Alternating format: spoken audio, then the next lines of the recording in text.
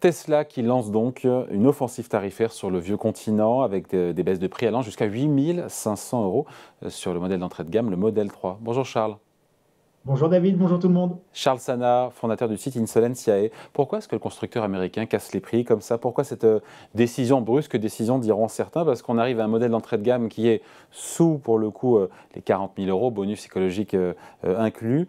Tesla nous dit officiellement que c'est un geste commercial qui est dû à la stabilisation de l'inflation. Est-ce que c'est ce qui explique ce bel élan de générosité?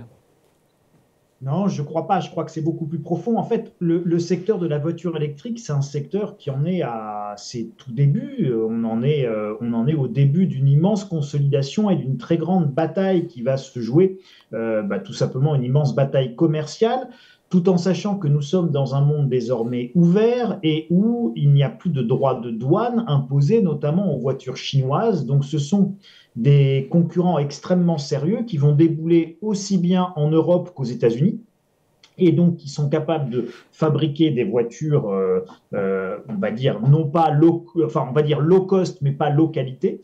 Et donc les voitures chinoises avec un constructeur comme BYD par exemple vont faire des ravages par rapport aux constructeurs américains et européens.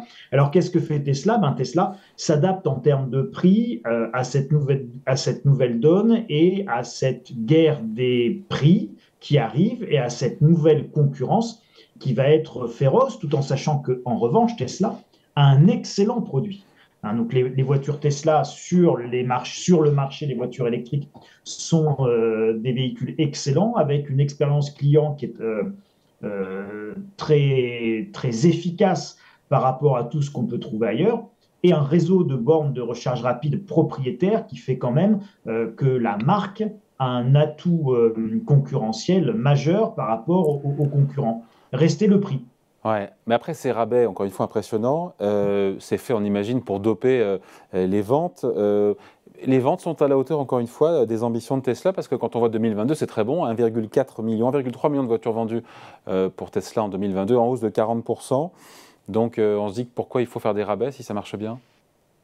Mais parce que ils doivent encore une fois s'adapter à ce qui va arriver et ce qui va arriver, c'est une concurrence vraiment très très dure, David. Je crois que on sous-estime complètement et donc y compris d'ailleurs pour l'industrie européenne. Alors l'industrie européenne de l'automobile, elle vient de subir un choc monstrueux avec justement la nécessité de se décarboner de manière extrêmement rapide et donc de passer du tout thermique quasiment au tout électrique. Aujourd'hui, vous rentrez dans une concession en France, on vous propose quasiment que des voitures électriques.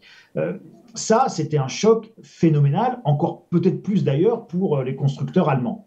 Et à ce nouveau choc considérable va arriver le choc majeur de la concurrence asiatique au sens large, chinoise de manière très spécifique et très particulière. Aujourd'hui, si vous voulez, quelle est la légitimité d'un moteur Audi ou d'un moteur BMW dans l'électrique?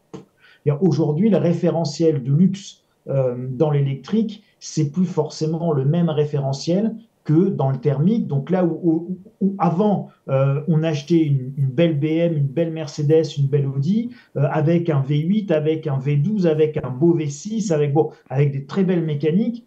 Bon, une voiture électrique, aujourd'hui, le référentiel chez les constructeurs allemands, c'est complètement disrupté, si vous voulez. Donc, il y a tout qui saute et il y a tous les référentiels des consommateurs qui sautent. Et c'est dans ce contexte-là que vous devez voir, la stratégie de Tesla qui consiste à s'adapter au fait que aujourd'hui, même la petite Dacia Spring électrique a des fonctionnalités et des avantages que ne possèdent même pas les Tesla.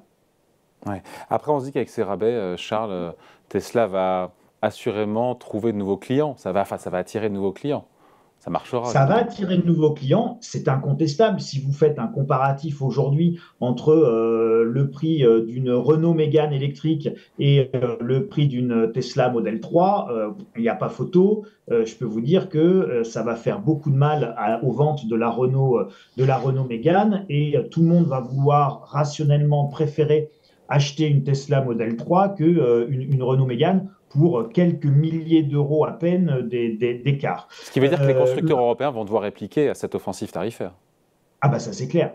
Enfin ça, si Renault et PSA enfin Stellantis veulent continuer à vendre des voitures électriques un petit peu haut de gamme, ah ben ça c'est sûr ils vont devoir répliquer parce qu'aujourd'hui ils ne sont plus du tout compétitifs. Donc il fait quoi Elon Musk? Elon Musk en fait il tire le premier et c'est lui qui ouvre la guerre des prix.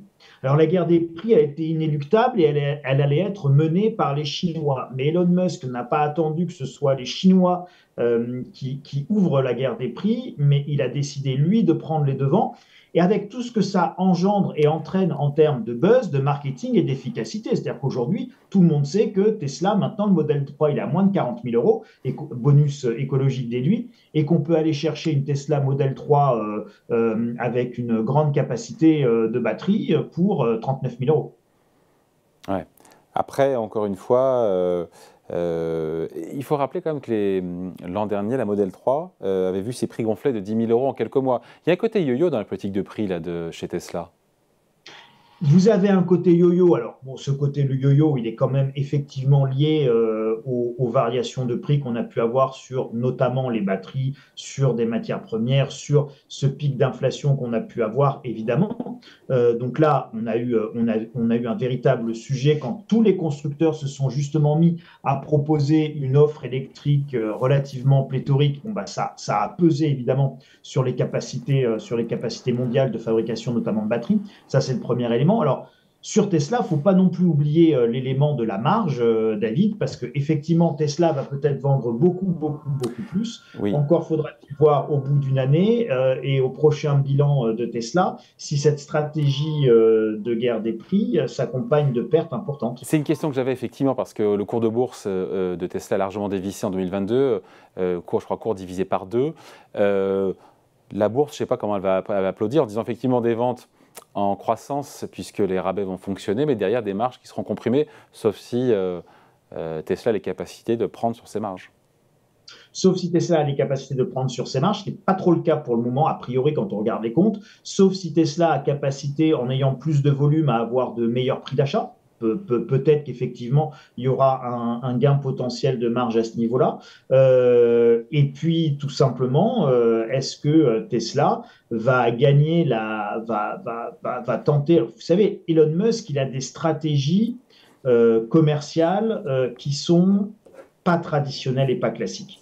Alors donc, comprendre Elon Musk, c'est pas s'imaginer qu'il va gérer Tesla comme les polytechniciens en France gèrent les sociétés françaises. Donc, Elon Musk, lui, peut tout à fait décider de se lancer dans une guerre des prix avec la volonté de la gagner, en misant sur la qualité de ses produits et sur le fait que ses concurrents ne pourront pas tenir aussi longtemps que lui, et en prenant des positions et des parts de marché, là, maintenant, tout de suite, au détriment des autres. Ce qui justifiera des levées de fonds, ce qui justifiera le fait de pouvoir continuer à financer Tesla.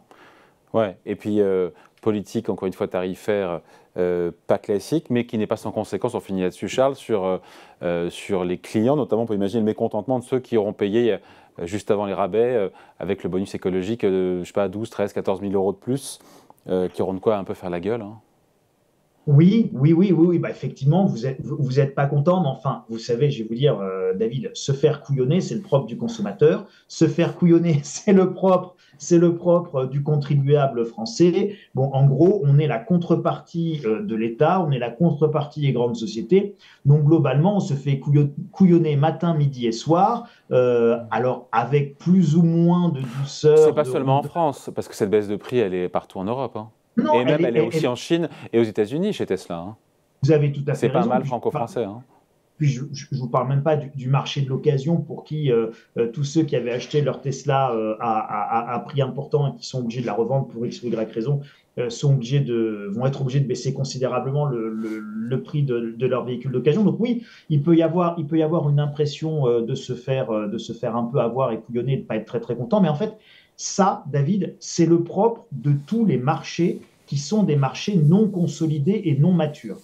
En fait, vous savez, quand je parle du Bitcoin en disant attention, Bitcoin danger, vous êtes sur un marché, les crypto-actifs, qui est un marché qui est non consolidé et totalement immature. Donc, il se passe à peu près tout et n'importe quoi. Et sur le marché de la voiture électrique, vous avez exactement la même chose. Vous avez un marché qui n'est pas mature, vous avez un marché qui n'est pas consolidé, et à partir de ce moment-là, vous allez avoir ce genre de choses erratiques qui va se produire. Je vais même aller plus loin, David. Demain, on peut découvrir subitement, par la sainte grâce du Saint-Esprit qui tomberait sur les décideurs politiques, que recycler les batteries des voitures électriques, c'est vachement compliqué, que les incendies, quand il y a une voiture électrique qui se met à brûler, eh ben, c'est une horreur écologique et en termes de pollution, c'est absolument effroyable que de voir une Tesla brûler avec tous les métaux lourds qui se répandent dans la nature, machin. Bref, il est temps d'interdire en fait les voitures électriques ou de mettre une nouvelle taxe à tout propriétaire de véhicules électriques qui aurait des batteries à recycler pour qu'on puisse gérer le coût environnemental de ces batteries. Donc, encore une fois, attention à la révolution des voitures électriques. Comme toute révolution, ça s'accompagne d'un marché qui n'est pas mature et pas consolidé. Et donc, en général, ceux qui adoptent ces technologies un petit peu en avance ou un petit peu trop tôt sont les dindons de la farce et se font couillonner. C'est ce que vont vivre les clients de Tesla anciens. Ou pionniers. Ou couillonnés ou pionniers. Non, mais ou pionniers. Non, mais c'est pas négatif ce que je dis là, David. C'est juste, c'est ni négatif ni méchant. Au contraire, il faut qu'on ait des pionniers, il faut qu'on ait des gens qui soient des transgresseurs, il faut qu'on ait des gens qui passent les premiers et qui aient cette attitude pionnière et aventurière. C'est fondamental. L'économie et le monde avancent grâce à eux. Mais souvent, en fait, ils payent un lourd tribut, mais comme les pionniers aux États-Unis ont payé un lourd tribut, voilà, ceux qui passent les premiers payent généralement un lourd tribut financier dans le cas qui nous occupe. Allez, merci beaucoup. Point de vue signé Charles Sana, fondateur du site Insolentia. Merci Charles, salut, bonne semaine. Merci David, merci à tous.